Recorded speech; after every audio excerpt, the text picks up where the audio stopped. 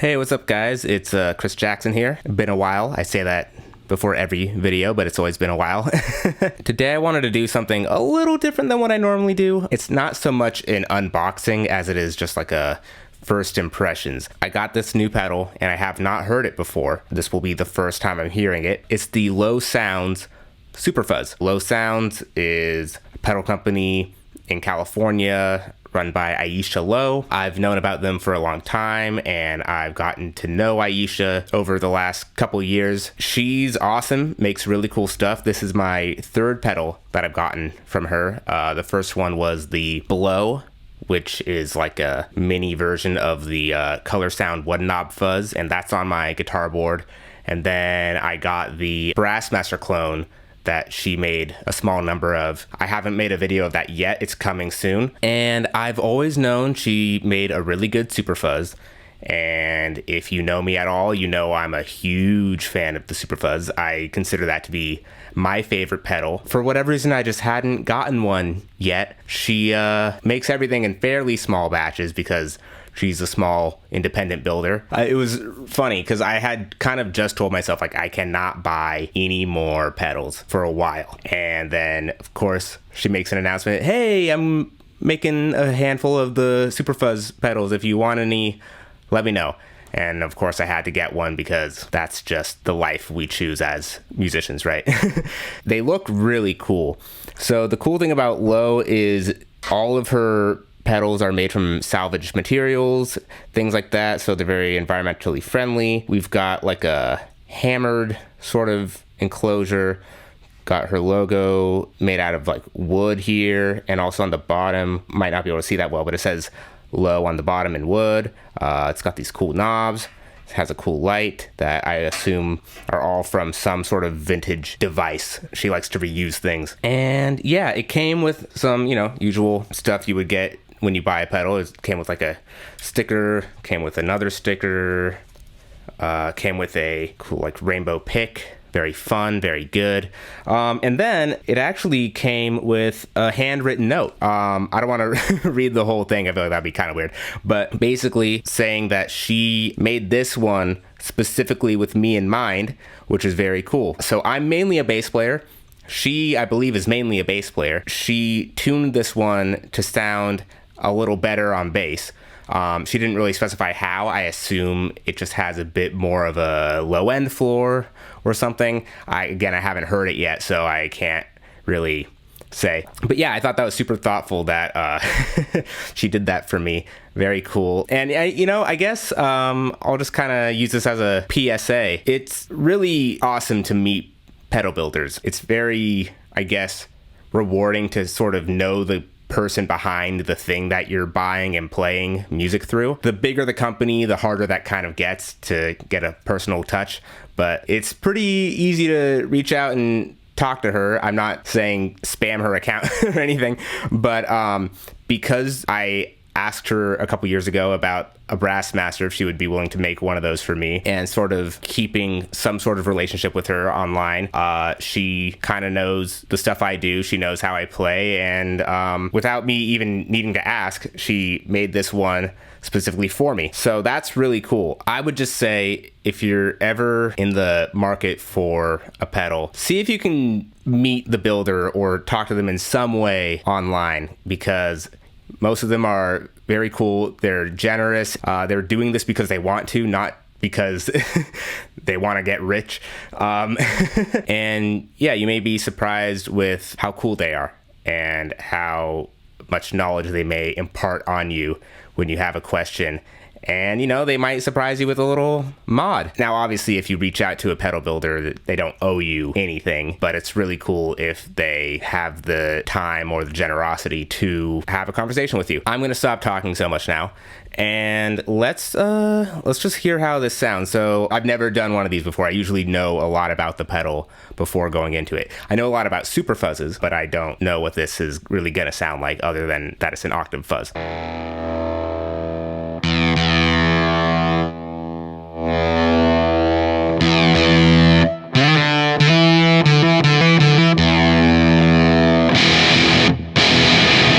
I'm already liking that a lot.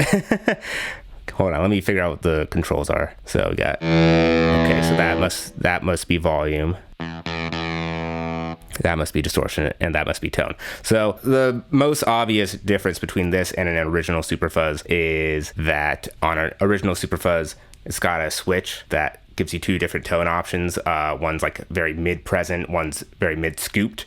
And what she did, which is a pretty common thing to do, turned that switch into more of a blend knob, so you get more in-between sounds. Yeah, I've had a lot of Super Fuzzes that do this, but this one, I imagine, is going to do it very well. So let's see. And I'm just gonna start with the gain all the way up because it's a fuzz. Come on, let's not kid ourselves.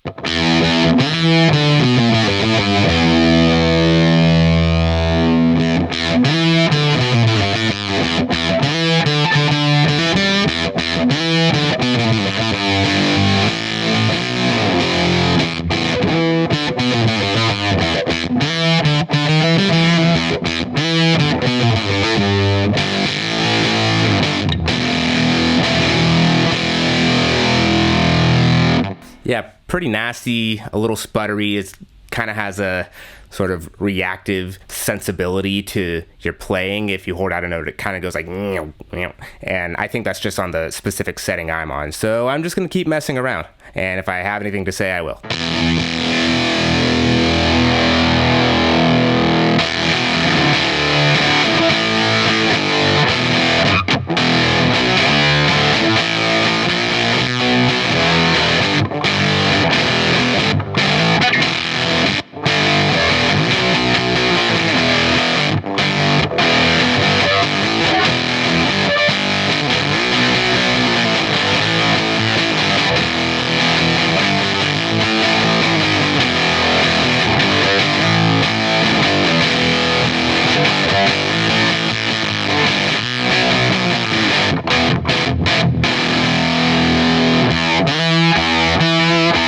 So that was the tone and the fuzz all the way up. Now I'm going to turn the tone all the way down.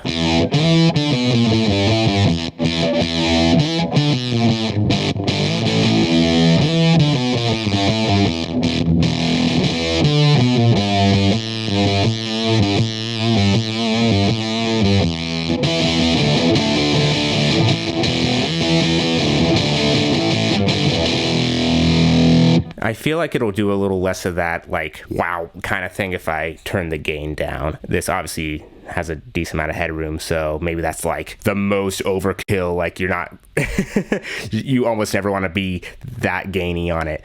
Let's try to turn it down and see.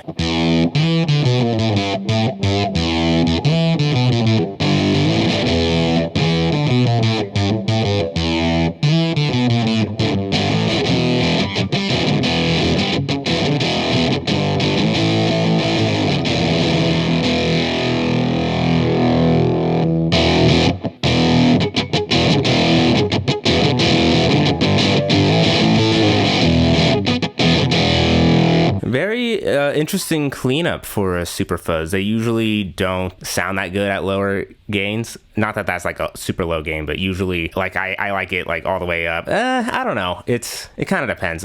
I'm gonna shut up.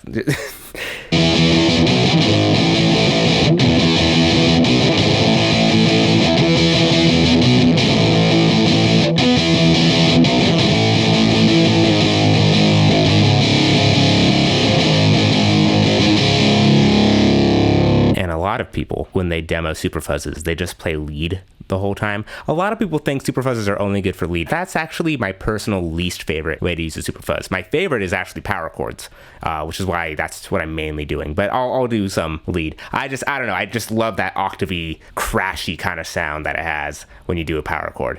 So yeah, this is killer so far.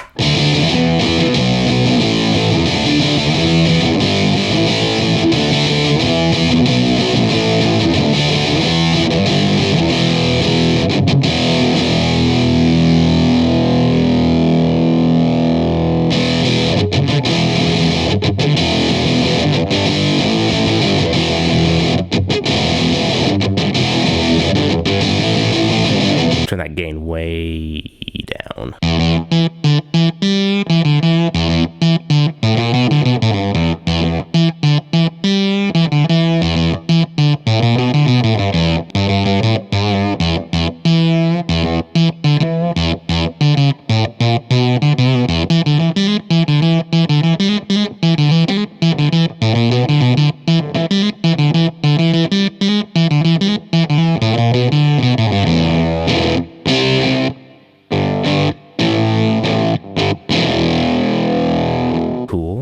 bring it up a little bit.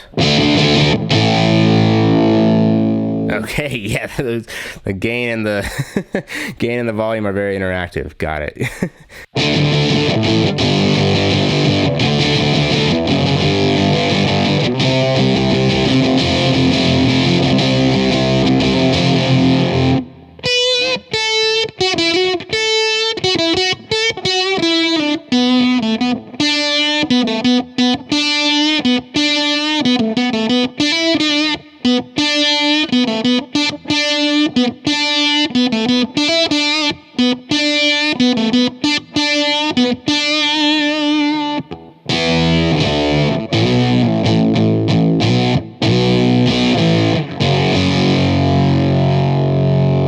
Okay, I'm gonna mess with the tone knob.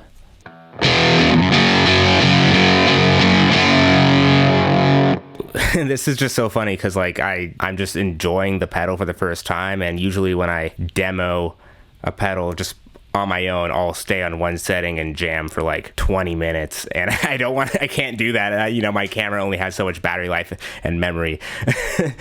So I need to like remember, oh yeah, switch the knobs, man. You're demoing for other people. So let me do that.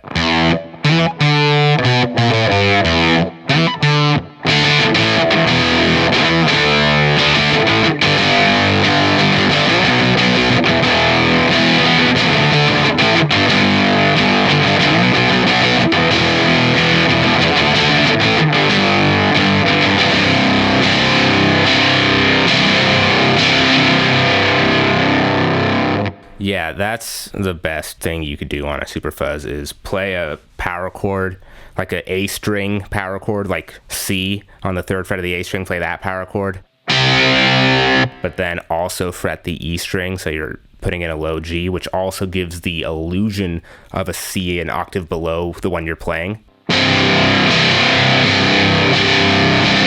That's a trick I learned from Weezer.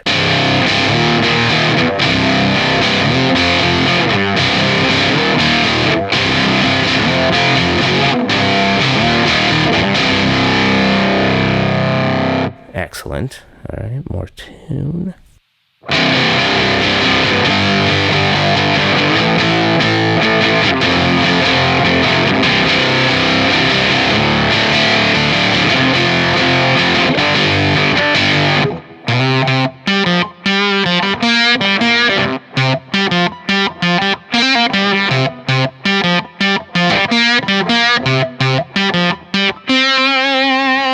This is sick. I really like this a lot. Yeah, it's, I mean, so far a super versatile and kind of unique sounding Super Fuzz. Like it has all the check marks to make it a Super Fuzz. It's gated, which if it's not gated, I don't want it. It's got the octave, obviously. It's got a lot of mid-range in the tone when it's up. It's got a lot of mid-scoop when it's down. But it's got this kind of thing that makes it its own sort of style. I would suggest to you, if you haven't seen my video where I demo like 13 other Super Fuzzes or something, check that out. I don't think any of them are going to sound quite like this one. So that's pretty cool. I always like new stuff, so great.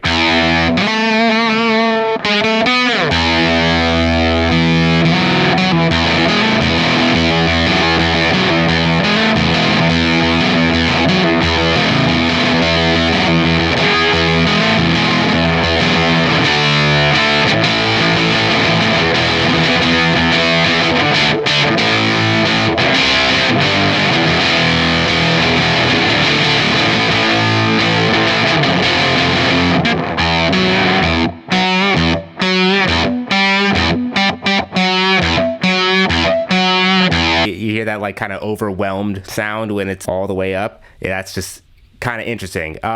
Another Super Fuzz that I tried that kind of does that was the Jupiter Effects one. It sort of does that if you have those internal trim pots set a certain way. So yeah, I mean, that's a cool sound, but yeah, I'll back it off a little. Yeah, you don't need to back it off much. It's really just when it's absolutely maxed, it does that. So I'll do a little bit. Cool.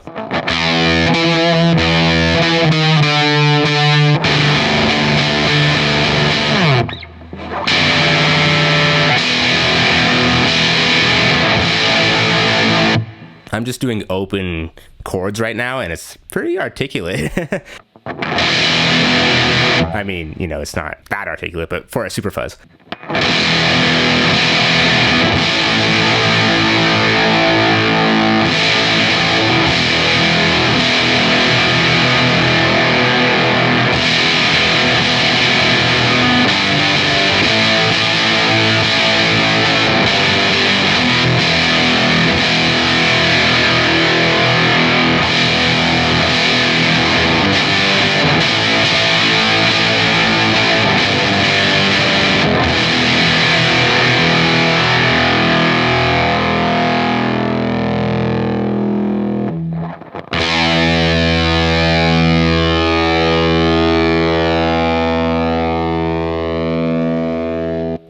Decent amount of sustain. Super fuzzes are not really known for their sustain, but this one has a decent amount for what it is.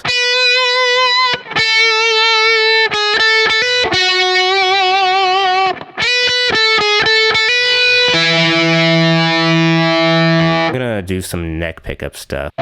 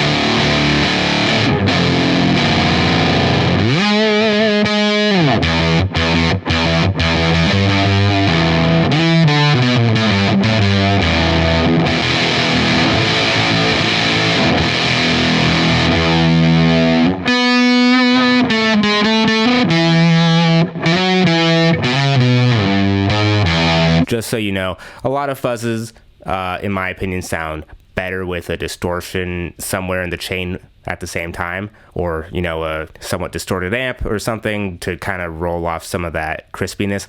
On a super fuzz, I feel like a lot of the point is that sort of really high, sparkly, jagged sort of sound it has. So I like them with like very clean amps. So this is my clean tone, just so you know.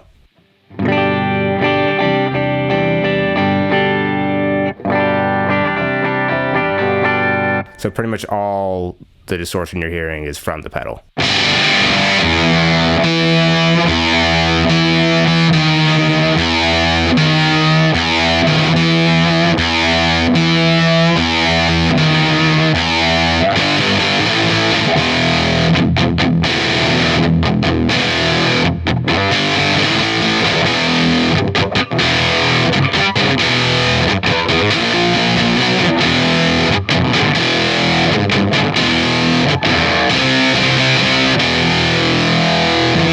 I need to do that I haven't done yet is roll back the volume and see how octavey it could get, because that's sort of a big thing with octave fuzzes is the less gain your guitar hits them with, the more octavey they'll be. So if I roll back the volume, there will be a bit less distortion and a bit more octave.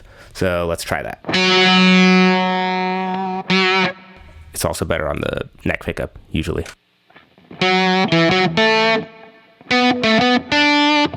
And higher up on the neck.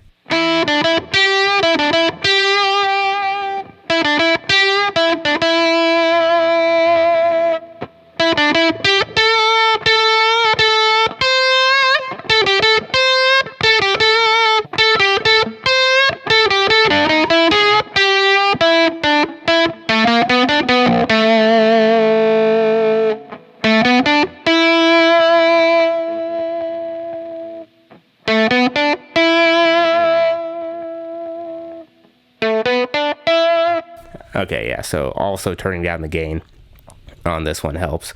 And I mean, that usually helps a bit, but especially on this one.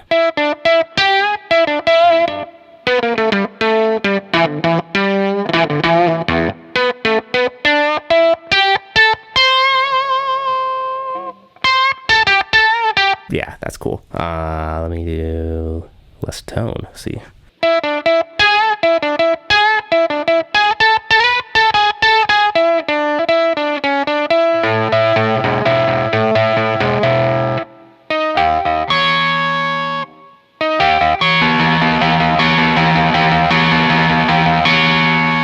Yeah, one of the very cool things with octave fuzzes is when you do get in that sort of low gain, very octavey place, and you play more than one note at a time, it gets a lot like a ring mod sort of thing.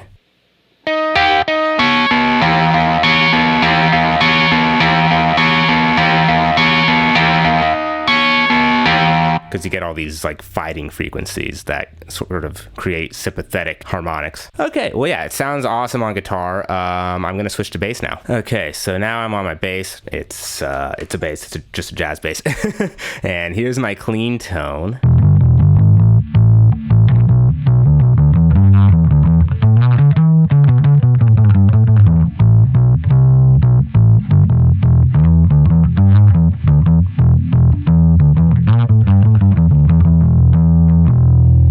And here is the Super Fuzz.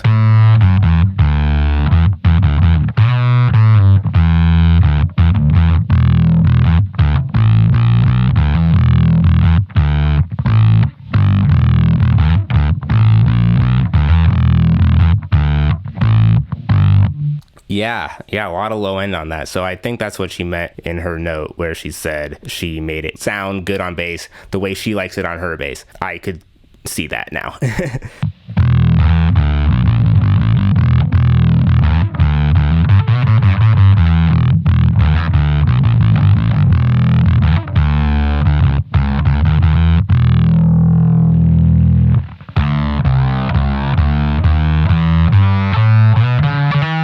I'm gonna tune, hold on. Like all my videos are kind of loose. I've never done one this loose, so hopefully I'm covering what I need to cover and I'm not being super boring, but yeah, let's just keep going.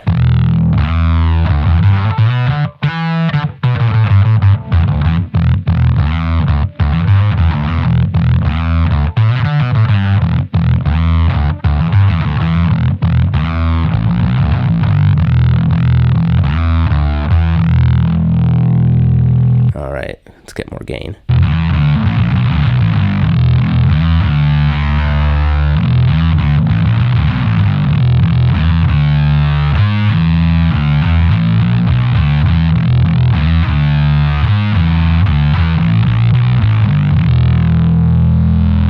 Mess with the tone knob.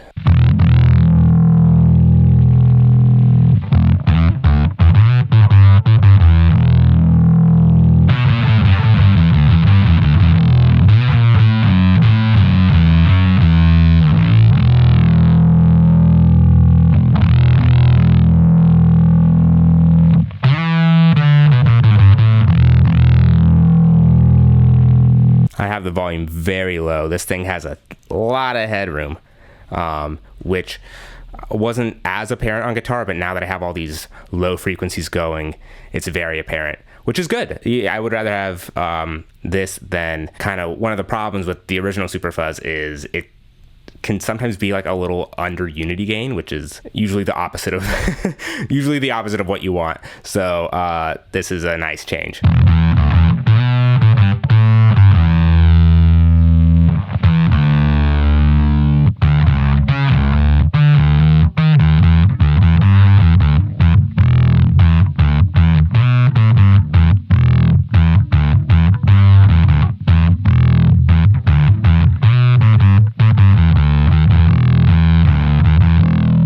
Yeah, it's crazy how different it sounds on a bass. Basically, all of that like sharp, jangly, jagged stuff is not really there anymore. And albeit I have my sound kind of dark. That's how I like it because I naturally have really bright fingers.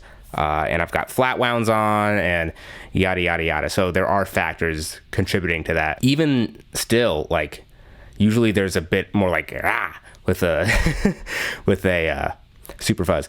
But that, in my opinion, is a good thing on bass because, yeah, this might sound a bit tame by itself, but I bet you this sounds really, really good in a mix with guitars because if they're all bright and mid-rangey and aggressive, and you're also bright and mid-rangey and aggressive, you're gonna not be heard, basically. They will beat you. So if you have something that's a bit more kind of like this sound, and with a bit more, I don't know, roundness and directness, that's going to sit a lot better in a mix. So I think she was very smart to voice it this way. And yeah, I'm actually working on a kind of long video about that whole thing about fitting a bass into a mix and why I think flat wounds help with that and all this stuff that I'm not going to get into right now.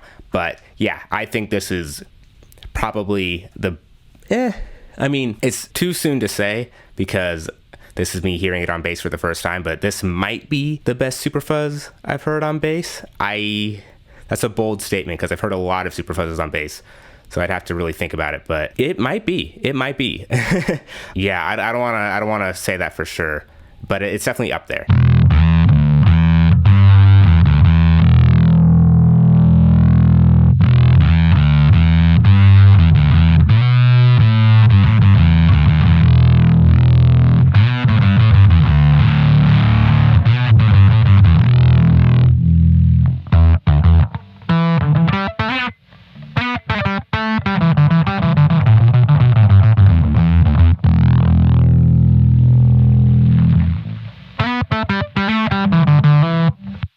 Never turn the volume down on my bass, but I'm trying it to see if it does the octave thing on a bass, and it kind of does.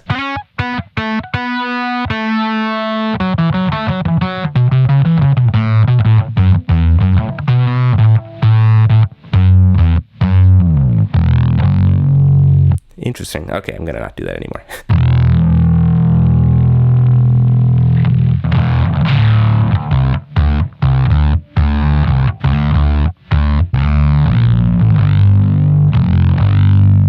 I'm gonna try with a pick now.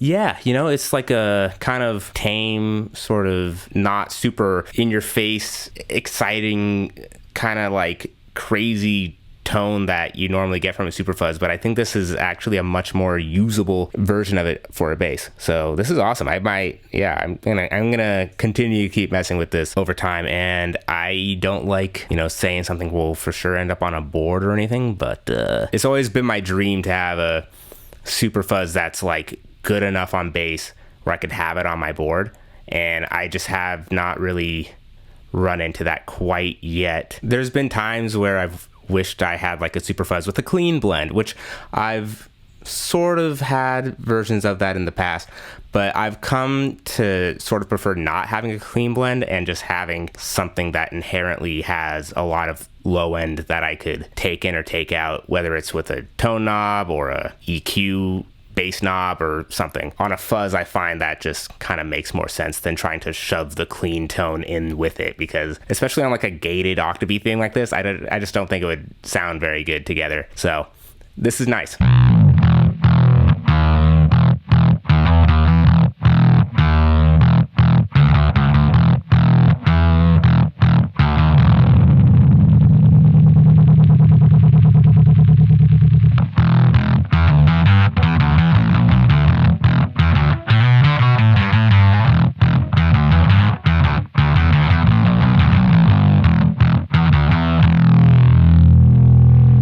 That's really sick.